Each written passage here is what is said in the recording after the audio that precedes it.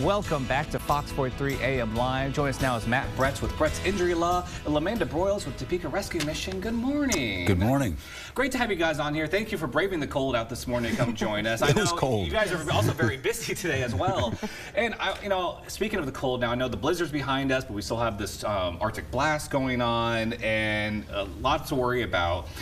But seeing the community come together has, kind of been the silver lining a little bit. And I want to start with Matt. We've talked before about your work in the community, from MAD to United Way. What does the community kind of coming together mean for you? It really means a lot. If you watch the news or if you are on social media, you see how divided our country is. But when there is an event, whether it is an Arctic cold front here, or whether it's a fire in Los Angeles, the community really comes together and supports those people. Turns out we really are a country of people who care about each other, even though we may be politically divided at times. It's wonderful. Yeah, it is really great to see everyone come together for these kind of occasions. Makes you feel good. It really does. Yeah. And LaManda, I know I saw the community kind of rally to help with the warming centers. Talk about the experience of not only the last warming center over the blizzard, but this current weekend that we're experiencing. Sure. It's just one of those things that together is better. And when we look at the needs from the TRM standpoint, when we start seeing that it's going to be truly an event where we're not able to get out to people, that's concerning. And so that's when TRM makes the decision of, hey, we need all hands on deck to start these warming centers. And so that is not just based on temperatures or just precipitation. It's when it's all of it, that's when we have to move so that we can get people in ahead of time, keep them safe while the elements are happening, and then can close the warming centers. And so when we have volunteers and when we have agencies and businesses that all say, yep, we know this is going to be rough for 3 days or 2 weeks like last year, people saying we're going to help you means a lot. It also helps us when we don't enact warming centers because of our scope and sequence with the rescue mission. Currently, Dane, right now we have 300 guests. Wow. 260 to 270 are our normal guests. And then when there are temperatures that fall below 40, we have a variety of options so people can come in and stay in. So it's almost like a mini warming center. If it falls below 32, we then enact all of these other options, and then if it's below 20, we do the same. And so it's just incredible what the rescue mission gets to do because of donors and volunteers and the incredible staff, but it's also incredible when we all come together for the major events like we had to do a week and a half ago. Hey, yeah, talk about the volunteers. How can people become volunteers? Like, how many volunteers are needed to kind of help run a warming center? Like, what are their roles? Sure, it kind of depends. So at the rescue missions, we need anywhere between 6 and 8 volunteers for each shift. There are 4 to 8 hour shifts.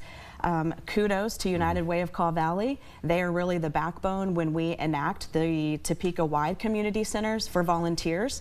They have the sign-ups. You can go on their website, and then they also then coordinate with our volunteer coordinator, Susie, to say, hey, I have volunteers that we have gaps. We need 2 more here. We need 3 more here. And it really is a team effort between the rescue mission and United Way of Kaw Valley. But then when we're also helping the other warming center sites, we do the same for them as well. So, Fellowship Highcrest needs a certain amount, and Truvine needs a certain amount, and they all differ depending on logistics. And what's it like, I guess, juggling all those logistics? Like, what's this weekend been like for you? It's what I call a beautiful mess or organized chaos. I think that I would be lying if I didn't say it was hard. It's challenging.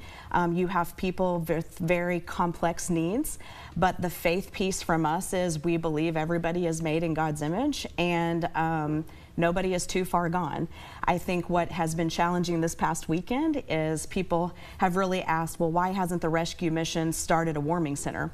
And it's just the education piece. I need people to know we do have 30 or 40 people that are in our shelters right now that wouldn't be, based on our cold weather rules. And so really, when we have to say all hands on deck for the community, we don't want to just blow whistles each time. And so I appreciate when a local business or a church, in the times that we don't enact all of them, say, hey, we can do a mini warming center. And we saw that happen with our friends at Central Park Christian Church. They rose up and said, yes, it's just the cold temperatures, but we're willing to do this. And so we've supported them by providing snacks and helping with transportation. And so collaboration continues to happen. And United Way of Kaw Valley is really one that is kind of like a hub to help bring us all together, and I'm appreciative of that. That's fantastic. If someone wants to volunteer, how can they reach out to you guys? Sure. If they want to volunteer at the Topeka Rescue Mission, which we have needs all of the time, from food service help to helping us on our food distribution days, helping us with even just, I've had a lot of people here lately, I think because of the weather, say, what can I do from my home? Writing encouraging cards to people experiencing homelessness, writing cards to our staff, all that can be done in their homes. And so you can go on trmonline.org and there's a volunteer section and they can fill it out and they'll be contacted by Susie, who is an amazing servant's heart lady. She really listens to people about what they might be interested in and helps partner with them in the right place to help. That's wonderful. And Matt, any thoughts on what it takes to, get people to volunteer for these kind of charitable organizations? And if you're watching TV this morning, you're blessed in at least one way. Mm-hmm. Yes. And all of us who have been blessed can give back in one way or another.